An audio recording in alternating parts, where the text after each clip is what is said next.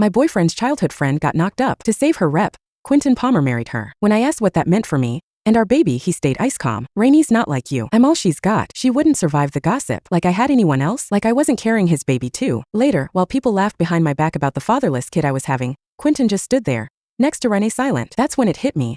Love comes with a pecking order. So I ended the pregnancy, gave up my baby. Also he could play the hero for her. Chapter 1. I told Quentin Palmer I was pregnant as soon as I found out. First month, I was over the moon. He wasn't. Instead he just frowned, all moody and weird. When I asked when we were getting married, he panicked and changed the subject. So yeah, I went to the hospital alone today for a checkup and ran smack into Rainee Layton, his so-called childhood friend. That's when I found out the real story.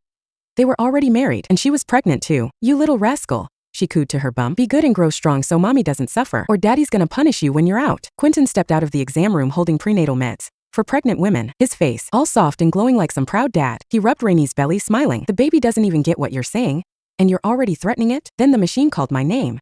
I stood up from a corner. He turned. Our eyes met. He froze, totally caught off guard. Bet he never thought he'd run into me here, same day, same place. I'd asked him just yesterday to come with me. He said he was busy, and I bought it, no questions. Booked the appointment myself. Came alone. Turns out, busy meant playing perfect husband to Rainee. Like I didn't even exist. I walked over slow, staring at Rainee's slightly rounded belly. My face, blank, dead calm. How far along are you? Quentin clamped his mouth shut. Wouldn't even look at me. Rainee though, she smiled like she'd won. Almost 2 months. It's mine and Quentin's baby. I bit my lip so hard I tasted blood. Same as mine. 2 months. It felt like something cracked wide open inside me. Tears started falling, and I couldn't stop them. I looked up at him, voice barely hanging on. Aren't you gonna explain? Quentin's face twisted. He rushed over, pulling me in. I'm sorry. I lied. Yeah, I came with her, but the baby's not mine. I just didn't want anything to happen to her alone. Behind him, Rainee smirked, then turned on the waterworks. But Quentin, you promised you'd be this baby's dad. We're married. Once the baby's here, you have to give it your surname. Chapter 2. Her voice wasn't loud, but it hit like a bomb in my chest. I snapped my head up and shoved him off me, stared him down, hoping, begging for something, anything, but he just looked away, eyes on the floor, guilty as hell. I pointed at Rainee, my voice shaking. So it's true? You married her? Then what about me? What about our baby? You're ditching your own kid to play dad to one that doesn't even know who their real father is. Before I could even finish, Rainee started sobbing. My baby's not a bastard. He has a dad. Quentin freaked out.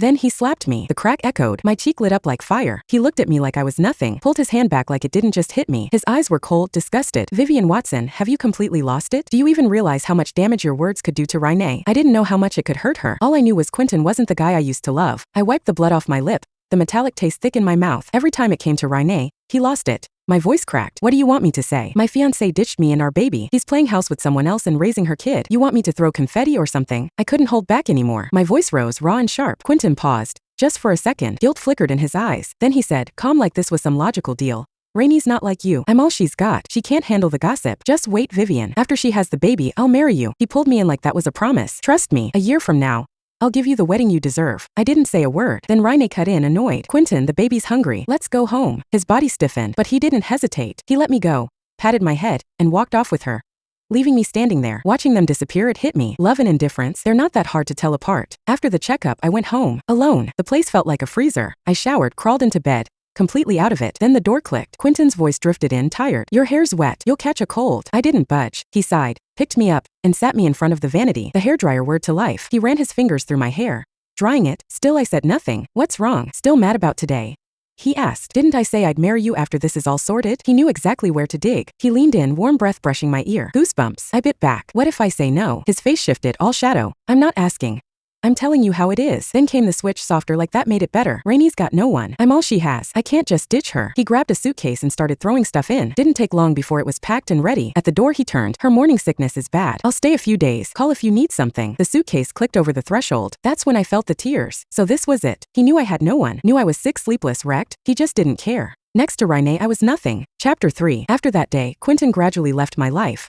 He was all in with Rainee, only texting late at night with a half-hearted, "How are you?" I ignored him so the messages stopped. Then I hit 3 months. Ran into Quentin's sister, Cecilia Palmer, at the hospital. Cecilia looked stunned, then snatched my report like it burned her. "You're cheating on Quentin? Pregnant with some random guy's baby?" I blinked. "This baby's Quentin's." "I didn't cheat." She just laughed, sharp and cold. "Still lying? You look all sweet, but you're trash underneath. Got knocked up, and now you're trying to scam your way into our family." Yeah, I knew she didn't like me, but I didn't think she'd come at me like that. No filter, just pure hate. A crowd started forming, whispers, pointing. I bit my lip till it bled, chest tight like I couldn't breathe. Tried to leave, over and over, but Cecilia blocked me every time. I finally snapped. "What do you want?" "I told you this baby's Quentin's. Call him if you don't believe me." She scoffed. "Cut the act. Rainee's the one having Quentin's baby. He's with her right now. You think if this kid was his, He'd leave you here alone? You cheated and got pregnant. Now get ready.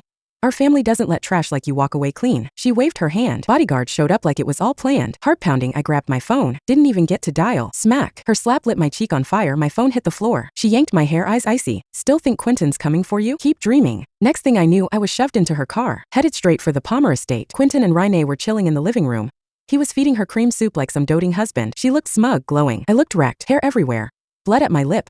Clothes wrinkled and stained. Cecilia marched in, full-on triumphant. Quentin, she cheated on you. Knocked up with someone else's kid. I caught her red-handed. I lifted my head. Lips pale, cheeks still burning. I thought he'd say something, anything, but he didn't even glance my way. His voice was cold. Lock her in the attic. No one opens that door unless I say so. Chapter 4. That was it. My heart just snapped. I stared at him one last time. No begging, no hope left. Then I was in the attic, locked up like I was nothing. Night fell. Rats scratched in the corners. One of them waddled right up to me. Then creak. The attic door started to open. The rat bolted. Rainee's smug face popped into the doorway. No one else around, so she dropped the sweet act and went full venom. Look at you now. I told you Quentin was mine. But you actually thought you could steal him? Marry him? Please. You were just his side project. That grin lit a fire in me. I grabbed something off the floor, launched it at her. She screamed and hit the ground. Then I saw it. A rat. Footsteps thundered upstairs. Quentin and Cecilia stormed in. Rainee was on the floor, clutching her stomach, sobbing like she was dying. Quentin, my belly, what if something happened to the baby? I was just being nice, offering Vivian food, and she threw a rat at me. She turned up the waterworks, sobbing louder, milking it, and just like that, they all believed her. Cecilia looked like she was about to lunge, but Quentin held her back. His eyes pure ice. I can't believe you, Vivian, he said. I let you stay here so it'd be easier to take care of you. But clearly, you can't be under the same roof as Rainee. I shut my eyes, drained. The hopelessness was crushing. Life together? Please. Everyone thinks Rainee's carrying your kid, and I'm just the girl who cheated and got knocked up. Why would I belong here? His jaw tightened, annoyed but trying to keep it together. Just focus on your pregnancy, okay? Keep the baby safe. Stop picking fights with Rainee. I didn't say a word, just let out a cold, bitter laugh. He snapped, slammed the door. You're staying in the attic. Maybe some time alone will help you think. I'll have food brought up. I was stuck in that gross, airless attic for days, rats included. Rainee stopped picking fights, probably because Quentin warned her. But a month in, she walked by, and she made sure to say loud enough for me to hear, Quentin's taking me to my checkup tomorrow. That night I played it cool. When Quentin dropped off my food, I said, it's been a month. The baby needs tests. He smiled like I was finally the version of me he wanted. If you'd been like this earlier, things wouldn't have been so hard. Don't worry, I'll take you tomorrow. He didn't. He went with Rainee. I got stuck with Cecilia, who barely looked up from her phone the whole ride. At the hospital, she didn't even catch when I asked about ending the pregnancy. The doctor helped me go through with it. Quentin showed up late. Rainee was already done. Where's Vivian? She's still not out. He pushed open the door, froze. Blood-soaked sheets, tissue on the floor. His face went gray, lips shaking. Vivian, what did you do?